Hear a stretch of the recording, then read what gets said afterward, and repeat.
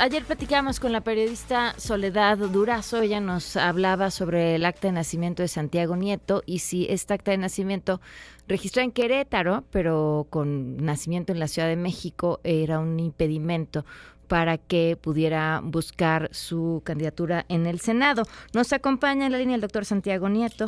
¿Cómo estás? Muy buenas tardes. Bien, ¿qué tal? Buenas tardes. Un saludo a ti y a tu auditorio.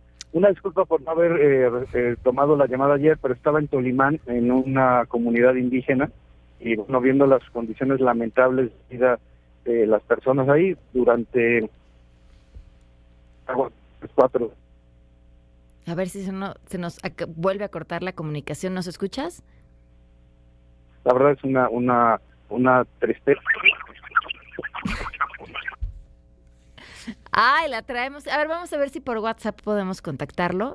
Quizás sea mucho más confiable, porque me parece que esa era la línea telefónica normal y ya poderle preguntar sobre este tema.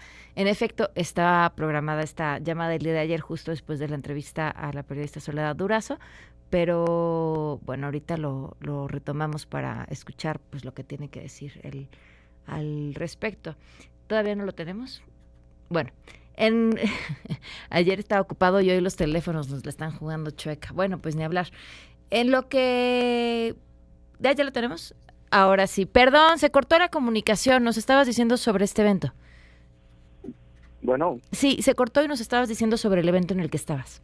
Sí, estaba en un evento en Tolimán con un nivel de marginalidad, de pobreza muy grande y con una queja constante sobre el agua, de que llegan a tener 3, 4, 5, 6 meses sin agua. Puf. Y les van llegando los recibos y si no los pagan, no se les vuelve a reactivar el servicio. La verdad me parece lamentable cuando en nuestro país el agua es un derecho fundamental para todas y para todos. No, bueno, y en el estado donde nos movamos encontraremos seguramente un lugar así.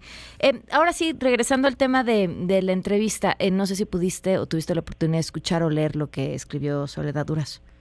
Sí, por supuesto. Yo quisiera primero decir que tengo un gran respeto por Soledad Durazo y por todos los profesionales de los medios de comunicación.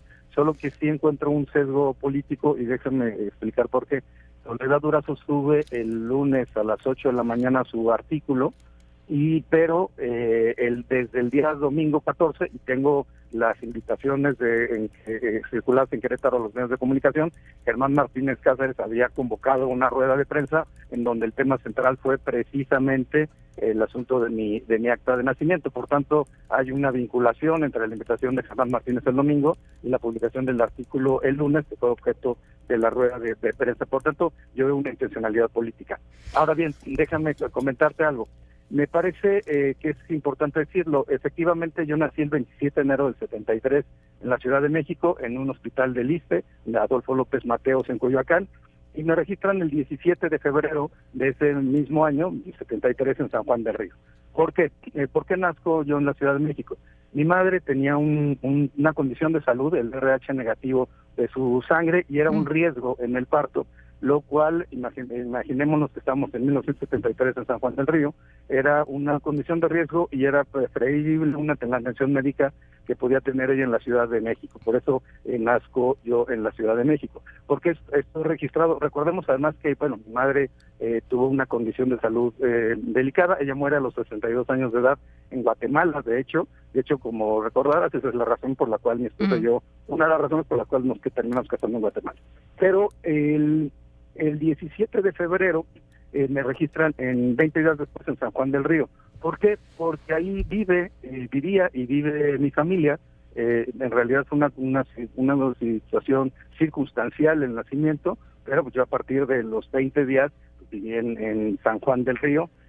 Allí y pasé en Querétaro mi primaria, mi secundaria, mi preparatoria, mi carrera, hasta que llegué al Instituto de Investigaciones Jurídicas de la UNAM. Ahora, honestamente, a mí me parece mucho más grave que en San Juan del Río el INEGI, no datos míos, sino datos del INEGI, nos digan que 3 de cada 4 mujeres tienen miedo de salir a la calle y donde tenemos el mayor incremento de robo de combustible de Huachicol en el ducto de Tula-Salamanca. Me parece que eso es un tema mucho más grave que tenemos que estar discutiendo, y no si mi acta de nacimiento es de registrado en San Juan del Río y nací en la Ciudad de México. Te lo pregunto porque finalmente era la nota que se leía y lo hemos dicho aquí, no es tu caso, y yo creo que va a pasar muchísimo a lo largo de este proceso electoral, y ha pasado en otros procesos electorales con un montón de candidatos y candidatas sobre si vivían por donde se están postulando, si no viven por donde se están postulando, y creo que la discusión más bien tendría que girar sobre la pertinencia o no de que las leyes lo consideren así. Pero te pregunto, y entendiendo toda la lógica de lo que nos dices, pero legalmente, ¿qué pasa o cómo funciona o qué tendría que pasar? A ver, esto es un también importante. Yo tengo acreditada mi residencia en San Juan del Río, tengo allí un inmueble, tengo mi credencial para votar con fotografía, tengo evidentemente mi constancia de residencia que me emitió, una administración panista. ¿Y por qué me emitieron mi constancia de residencia? Pues que saben, me conocen, y por supuesto porque formo parte de la vida cotidiana del municipio. Uh-huh. Quiero también, y además el gobierno, insisto, es panista, uh-huh. Y además de una serie de contratos que a lo largo de mi vida he estado yo desarrollando, porque una buena parte de mi vida la he tenido en San Juan de Río, y nunca me he desvinculado de San Juan de Río y de Querétaro en su conjunto. Pero a mí, honestamente, me sigue pareciendo más complejo el hecho de que tengamos en Querétaro, en la 5 de febrero, una obra que cueste 7,000 millones de pesos, ha logrado que se ha tenido que endeudar el Estado por 3,300 millones, y que sea de 8 kilómetros de lineales, que casi nos cuesta 1,000 millones de pesos el kilómetro lineal. Eso, en buen español, con las subcontrataciones que se ven y con un poco de la experiencia que he tenido como fiscal, como encargado de despacho de la Procuraduría de Hidalgo, como titular de la UIF, en buen español se llama corrupción. Pero déjame regresar al tema de la residencia. Ajá. El tema, la acusación es que como fui procurador de Hidalgo, no puedo tener residencia efectiva en Querétaro y en Hidalgo de manera simultánea. Bueno, lo cierto es que yo era jefe del despacho de la Procuraduría General de Justicia del Estado de Hidalgo, era encargado del despacho. ¿Por qué? Porque no cumplía dos requisitos. Yo no soy hidalguense por nacimiento y no tenía residencia en el estado de Hidalgo. Por ello, no se me nombró Procurador General de Justicia, sino jefe del despacho, que no necesitaba esos dos requerimientos. Y por tanto, yo podía trabajar sin tener residencia en Hidalgo, iba y venía, y tenía mi residencia en los términos que establece nuestra propia Constitución política. Bueno. Además, me parece de un mal abogado el que se haya hecho este planteamiento, cuando todos sabemos que la Constitución establece principios, y los principios se van desarrollando evidentemente por la legislación, pero algo que también es más importante, la jurisprudencia, los casos de precedentes. Y creo que a los abogados que construyeron este asunto, me parece que es conveniente que regresen a sus clases de primer semestre por algo que es particularmente sencillo. Hay que revisar los precedentes. Ya hay un precedente en particular que yo quisiera llamar la atención. Una persona que fue candidata a gobernadora en una entidad federativa y a los 2 años fue candidata a una delegación en la Ciudad de México, y que se le acreditó la residencia por las contrataciones, por la vida que tenía en esa alcaldía. Oye, bueno, y una gobernadora ahora que fue alcaldesa en la Ciudad de México justo antes de ser candidata a gobernadora también.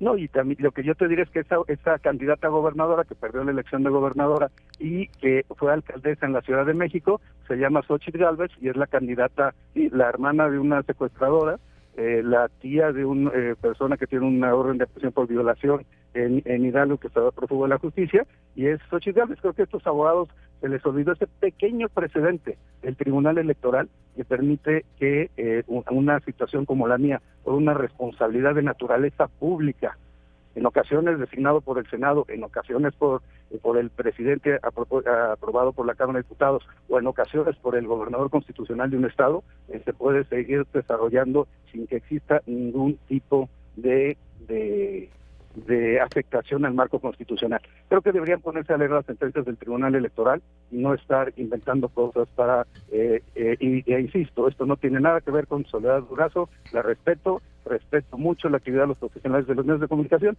Esto es un asunto político que tiene que ver con un despacho en particular. Pues, Santiago, te agradezco mucho que nos hayas tomado la llamada. Muchísimas gracias. Gracias, muy buenas tardes. Bueno.